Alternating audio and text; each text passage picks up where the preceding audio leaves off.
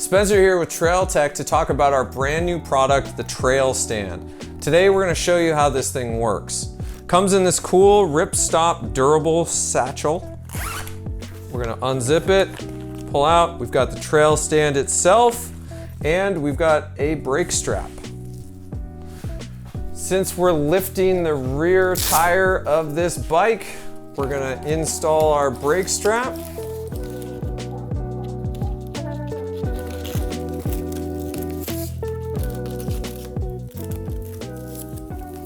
Easy as that. The bike's not gonna go sliding all over the place. We're gonna come down to the side of the bike. We're gonna decide where we want to install the trail stand. Obviously it depends on which tire we're gonna do, but because of the trail stand's nice molded plastic head, we can go anywhere from the underside of the swing arm, underside of the foot peg, engine case, skid plate, wherever makes sense for your particular bike and situation. The easiest way to adjust the length is to get a rough estimate, like so. This is about how high we're gonna go. So then we choose a corresponding hole in our trail stand here.